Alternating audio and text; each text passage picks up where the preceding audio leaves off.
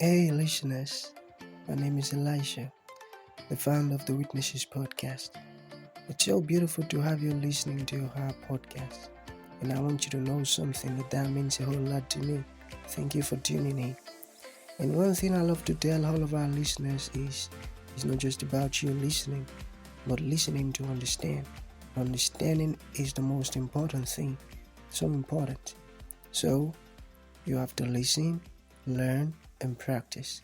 Thank you so very much and happy listening. Hi, June. It's nice to have you on the show. How are you doing today? Fantastic. Thank you for having me. Yeah, oftentimes I love to talk about the essence of this show, which is to invite amazing guests, guests who have triumphed over one challenges or another, guests who have passed through one tribulation, hardship, or whatsoever, and they came out of this stuff. In our audience, there might be someone who is stuck in that same situation our guest came out of triumphantly.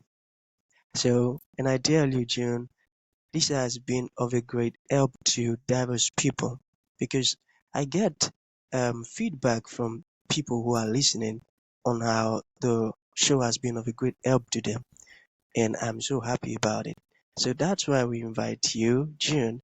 So within the next few minutes, I want you to talk to us about the story, the challenges, and how you came out of it triumphantly. Then afterwards, I've got some questions for you.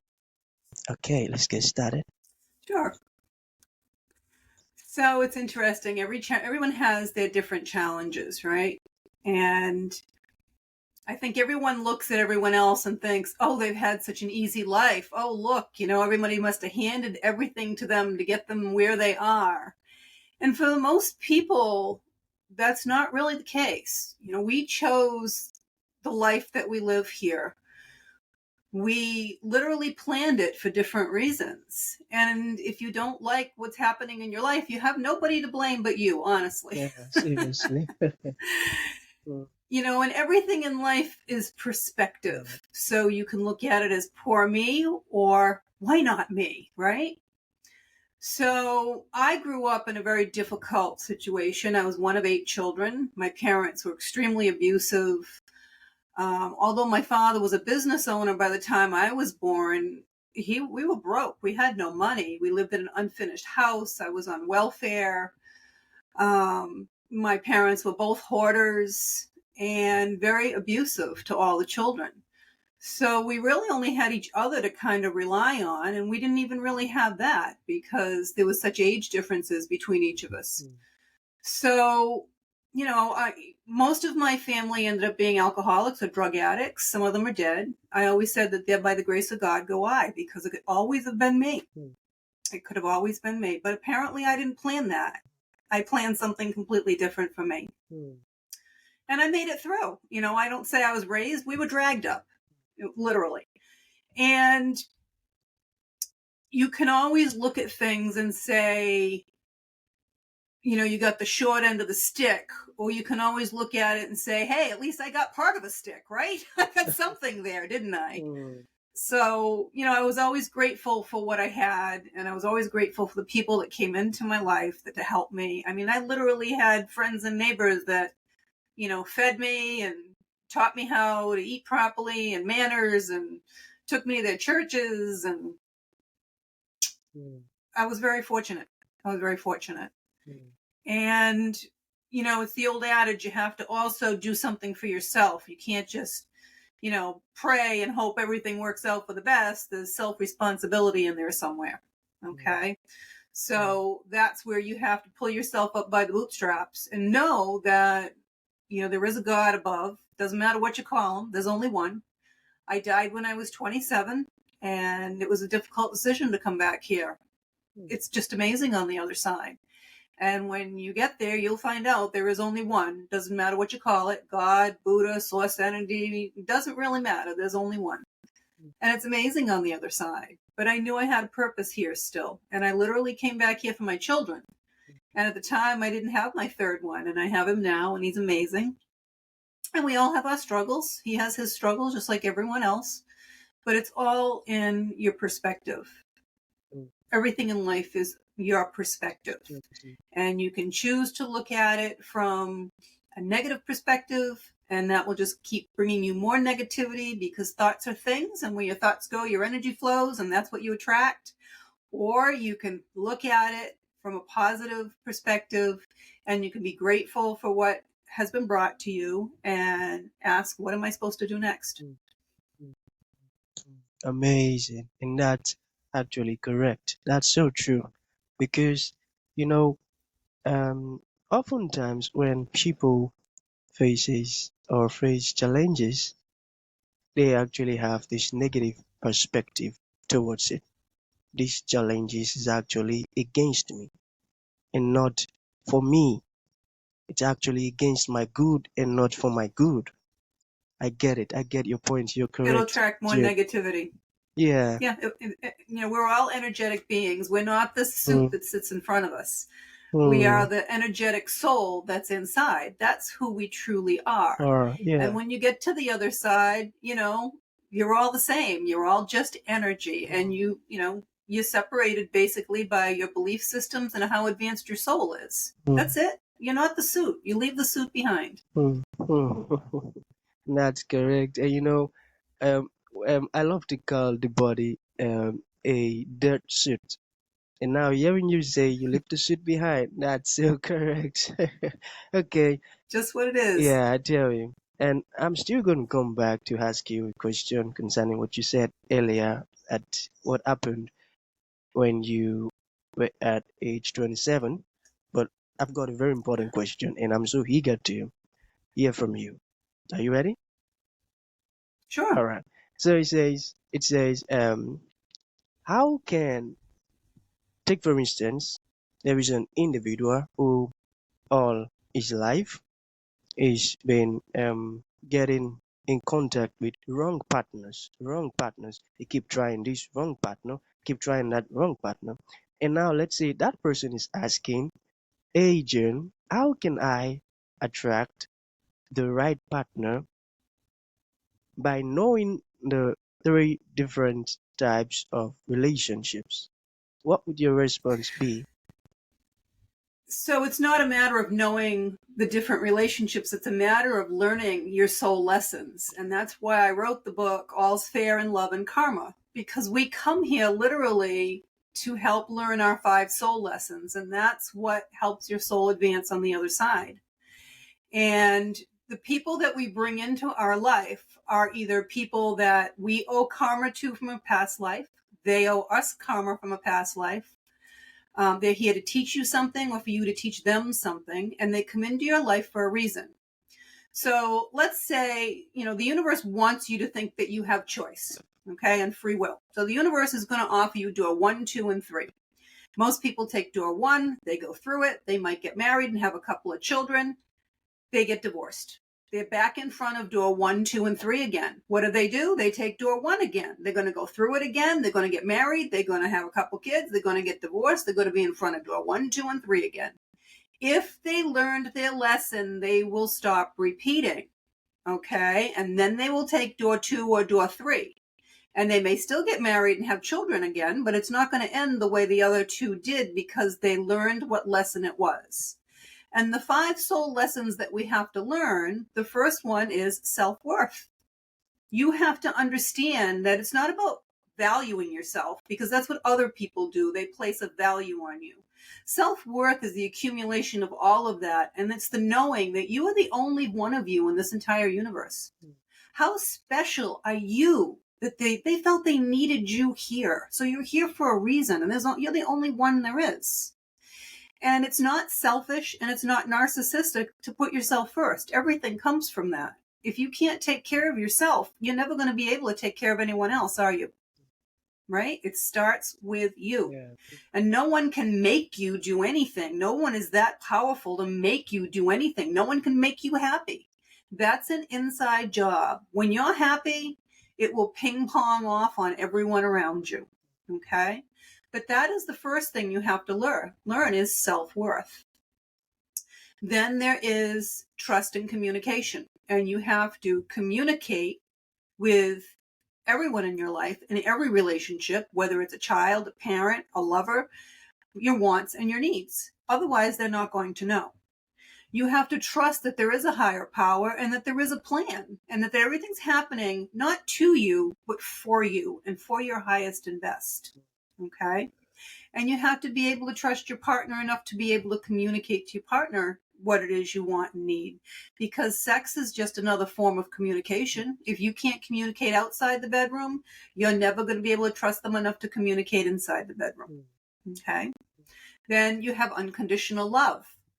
And that's not playing the martyr and saying, oh, I have to stay with him even though he beats me every day because I have to love him unconditionally. That's not what unconditional love is. And that's where the lesson of self-worth would kick in, because each lesson is reinforcing the previous lessons. They're all intertwined. Unconditional love is saying, listen, I loved you. I want the best for you. It's not working anymore. We're not bringing each other joy. It's time to move on. And letting go. That's unconditional love. Suppose you had a child that you love very much and they did something horrific, like they murdered a neighbor in a fit of rage, and they go to prison for the rest of their life. You don't like what the child did, but you're still going to love your child, right? That's unconditional love. Then you have money and balance. And money is energy. That's why it's called currency. And it's what we use in this 3D world to show whether or not your life is in balance. Everything in the universe has to stay in balance. You have God and evil. You have the night and the day. You have up and down, left and right, yin and yang. Everything has to stay in balance. And that includes you. If you're freaking out every time there's a full moon, guess what? Your brain is not in balance. Okay? So we use money in this lifetime to show whether or not your life is in balance. It has to be an equal exchange for everything. Okay? You can't walk into a grocery store and plop down $1 million for a gallon of milk, right? We don't do that yet. That's not an equal exchange of energy. It has to be equal. So if all you're doing is working to earn your money, and you're working 80 hours a week because you want to earn more money, the rest of your life is going to be out of balance. You're not going to have any time for your family, your friends, or for your own hobbies, right? And self-worth comes into play then, right? And then if you're just hoarding all this money and you don't even value yourself to spend the fruits of your labor on yourself, this is where your self-worth comes in, right? And then you have patience. And we live in a world right now of instant gratification. Everyone wants everything right now. They got cell phones. Answer me now, right? Text me back now. Use Uber. Send it to me now, right? You planned this lifetime. Everything comes to you in the perfect time. And you have to know that. Your soul is way too big for this body. Some of your soul is in your body. Some people can talk about seeing an aura above their body. That's the part of your soul that's right outside your body. And the rest of your soul, the majority of your soul, is in the fifth dimension, which is the lowest level of heaven. And that is orchestrating the timing of all the events that happen in your life. So as soon as, people pray, right? As soon as you ask for something, everyone on the other side is working to get that together for you. It may not be instantaneously. It will come when you're supposed to get it, not sooner, not later, at the perfect time, every time. And it's real easy to look back on the breadcrumbs of your life and see how everything in your life has been connected to the next thing and the next thing and the next thing and brought you to where you are today, right? Because every one of us, you are at the perfect place. You're right where you're supposed to be at any given time. And if you think it's difficult where you're at, that means something amazing is coming for you. Because again, everything has to stay in balance. So if you're going through a difficult time, you're going to have a really good time coming up after that, because the universe has to keep it in balance. Amazing. I love how you have been explaining. Your words are so easy to understand. And I must confess, I am learning, most especially the part where you talked about patience. Oh, that got me. Thank you for that. Thank you so very much. You're welcome. Okay, I've got 2 questions left. All right. Sure. Okay, Okay. so this is also very important. It says, what really is a midlife crisis? You got it? So that's the point in time that you wrote into your life plan to basically awaken. Mm. So, we go through, so if anybody's seen the movie Avatar, did you see the movie Yeah, Avatar over there? yeah. Okay. So that's a beautiful depiction of what we are. We are just the soul that gets into that body. And every day you wake up, you are playing a part in a movie here. That's all this is. This is your role. You're playing a role. Whether you chose to play a man, a woman, whatever you chose to play, that's the role that you chose to play here. Okay. And you have to remember when you pick a partner as well that you have to allow them to play their role as well, because you chose them to be able to be in that role and help each other play your role. So I'm sorry, what was the question? The question was What is really a midlife crisis? the midlife Yeah. crisis. Okay. So you're playing your role here, and we go through our day-to-day routine, right? Everybody gets up, they go to work, they cook their dinner, they go to watch TV, they go to whatever. And it's like riding a train, right? At some point in time, it's like, where am I getting off this train? And that's the point in time that you chose to start to awaken and realize that this life is short. We're only here for a very blink of an eye in the existence of eternity, right? Your soul is only here for a short period of time. And that's when you start asking, why am I here? Why am I here? What is it I'm supposed to learn? What is it I'm supposed to do? Who am I supposed to help? What's the purpose? So, we call it a midlife crisis because people feel lost. They feel like they need change. But realistically, what they're doing is they're waking up to the fact that they're here for a short time. Why are they here? Maybe there's something bigger than them. And they also, at that point in time, start to remember that, we're here for a couple reasons. One of those is to have a vacation and play a little bit. Because when you're on the other side for that length of time and don't have a body, there's lots of things you can't enjoy. You can't taste, you can't smell, you can't have sex. There's lots of things you can't do when you don't have a body. And when we're going to do the 9 to 5 and we're raising kids and we're focusing on everybody but ourselves, all of a sudden we wake up one day and say, wait a minute, what about me? Right? That's your midlife crisis. It's the beginning of your awakening. The beginning of one's awakening. Amazing. Okay. So the very last question. Can you talk about the abusive relationship trap? You got it? So that is basically what's happening with, the universe trying to offer you choice or make you think you have choice, right? Just like you asked me at the beginning of the show, how come they keep on picking the same partner and going through the same thing over and over again? Because they're not learning the lesson. Let's say the lesson was self-worth, and you keep picking a partner that is verbally abusive to you or physically abusive to you or just totally ignores you and act like you don't exist. Okay? So if you can't make the decision to learn your lesson and change the situation, the universe will step in. If you can't end it because it's not working for you, the universe will make sure the other person ends it. It's just like if you're supposed to take a job in a new state and move from where you're at, and this is what you're supposed to be doing, and you're listening to your soul, and your soul just says, I know I'm supposed to be doing this. I know I'm supposed to be doing this, but you're not doing it. The universe will step in. Maybe the house will burn down. They'll do something to make sure that you go where you're supposed to go. And that's what that little trap is. If you can't do it for yourself, what you have to remember is, because we're a soul and a body, we all have a brain, right? Yeah. Most of us. Well, your brain is nothing more than a computer. And it's a computer that helps you process all the information that comes to you every day. Okay. But your brain has a very specific job. Your brain's job is to protect you. How does it do that? It does it by creating fear. So people make all their decisions based on fear. And when you're doing that, it's literally a crapshoot. Sometimes it works out, sometimes it doesn't, but you're always questioning yourself. Everyone has had something in their life that they just knew they were supposed to do it. Maybe it was to take a job. Maybe it was to marry a person, something. You just knew, okay? And you just did it and it worked out fine. That knowing is your soul. When you make decisions from your soul, from that knowing, it is the right decision 100% of the time and will always work out amazing for you. So this is what you need to learn how to do. Get out of your brain and make the decision from your soul. And this is why I teach people to meditate, and I put directions to meditate in all of my books, because it's that important. And it's important to do it properly so that you're protecting yourself, because when you open yourself up to good, you also open yourself up to evil.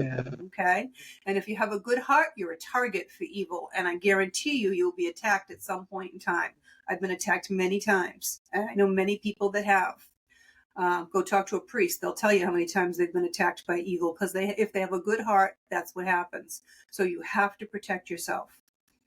And it helps you get in touch with your soul, though, so that you can, like I said, we pray, right? We pray, we're asking the universe. When you meditate, you're getting your answers. And you may not get the answer right away, but you will get the answer within a short period of time. Great, great. That's so beautiful.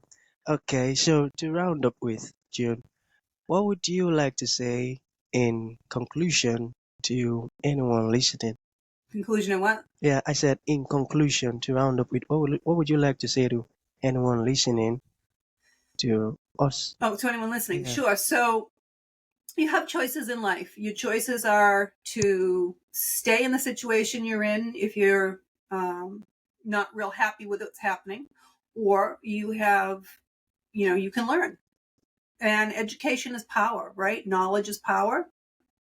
And this is why I wrote the books that I did. You can find them at juneedward.com. No S, juneedward.com. There's links to all of my books. There are lots and lots of videos that you can watch. There's a free webinar that you can sign up to in regards to energy and learn a little bit more about energy and relationships. And it affects every relationship you're in. So remember that we're always magnets. We're either repelling or attracting at any given time. And when you raise your vibration through meditation and getting in touch with your soul, you can kick in that law of attraction. And by balancing your energy out, you maintain it. Anything that you want in this world is yours. You are the only you are the only person that's standing in your way. Okay? No one else is responsible for it but you. You planned it. You challenged yourself in the plan. You need to rise to the challenge. And it doesn't matter what the challenge is. You see people doing drugs and alcohol. Those are just challenges they wrote into their life plan. They can turn those into something amazing. And I've seen it many times over. But that's their challenge. They wrote it into the plan. They need to rise to the occasion. Doesn't mean they have to do it alone, because no one's an island here. We're all here to help each other. So if someone is struggling with something like that, there's a difference between a hand out and a hand up. Offer them the hand up. Show them the help. Don't just hand out to them so that they continue their strife and their grief, right? Amazing. So anyone can do whatever they want in this world, but we're here to help each other. So find somebody to help. It's a good feeling. Great. Thank you so very much, June.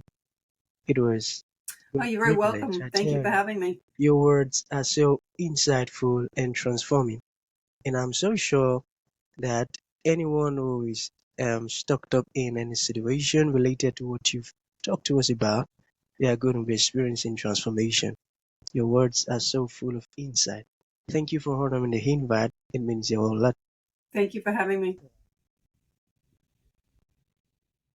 Thank you for tuning in to this incredible episode. Your support means the world to us, and we truly value you. We look forward to having you join us for the next episode. If you enjoyed what you heard, please consider rating and reviewing us on Apple Podcasts. Your feedback is greatly appreciated.